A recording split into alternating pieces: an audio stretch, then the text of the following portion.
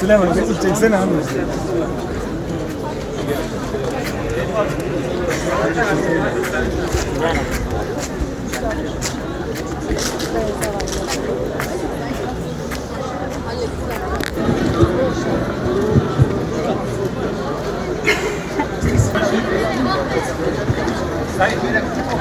ABD'de geçtiğimiz günlerde başlatılan ve din, dil, ırk fark etmeksizin her kesimin destek olduğu vicdan intifadasına destek vermek adına Dicle Üniversitesi'nde toplandık. Yaklaşık 40 yıldır süre gelen ve sonuncusu Ekim'de başlatılan direniş, gerek sahada gerek dışarıda evrensel bir direniş olma yolunda ilerlemekte.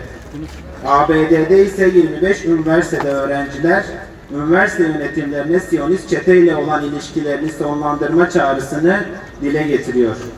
Bu hareketin küresel bir intifadaya vesile olması Rabbimizden temennimizdir.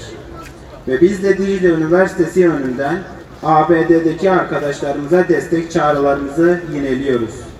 Şimdi ise basın açıklamamızı yapması için İbrahim Beydüz kardeşimizi hep beraber dinleyelim. İntifada her yerde, kampüste, meydanda, intifada her yerde. Şunu iyi biliyoruz ki bu savaş sadece Siyonist İsrail ile Hamas arasında gerçekleşen bir savaş değil. Bu savaş Amerika, İngiltere, Almanya ve Fransa ve daha nice sömürgeci devletin de dahil olduğu bir savaş. Batılı devletler bu katliama göz yummanın da ötesinde İsrail'i açıkça desteklemekten çekinmiyor. Katil devleti soykırım silahıyla teçhiz eden ABD, Gazze'deki mezalimin bizatihi faili konumunda olmayı sürdürüyor. Tüm bunlar yaşanırken dünyanın gözü önünde işlenen cürümlere adeta bir yeryüzü itirazı yapılıyor.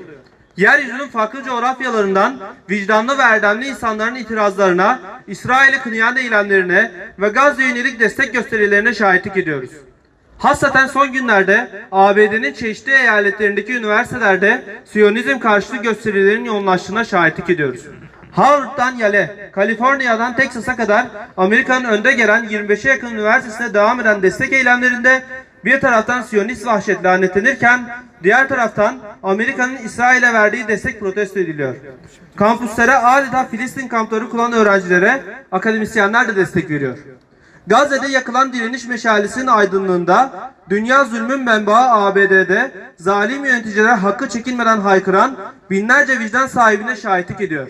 Bizler üniversiteli Müslümanlar olarak Kolombiya Üniversitesi'nden başlayarak Amerika'da dalga dalga yayılan Filistin eylemlerine Türkiye'den, Diyarbakır'dan, Dicle Üniversitesi'nden selam gönderiyoruz. Onlar yaptıkları eylemlerle katil Netanyahu'yu rahatsız ettiler. Üniversitelerinin Siyonizm yanlısı tutumuna, polislerin şiddetine rağmen onurlu Filistin direnişine destek verdiler ve vermeye de devam ediyorlar. Yakın tarihin en örgütlü kötülüğü olan Siyonizmle mücadele sathının daha da genişlemesi için Rabbimize dua ediyoruz. Dünyanın tüm vicdanlı halklarını adalet ve iyilikte buluşmaya, zalimlerin zulmünü suratlarına haykırmaya davet ediyoruz. Ve inanıyoruz ki insanlık vicdanı Siyonizmi yenecek. Son olarak Amerikan üniversitelerinde Gazze'ye yönelik destek gösterilerine devam eden öğrenci arkadaşlarımıza kendi dilleriyle sesleniyor ve diyoruz ki Greetings from Diyarbakır in Turkey. To the honorable students of Columbia and other universities who reside. Dear friends, you are doing a very valuable job. Don't give up your honorable stance and determination.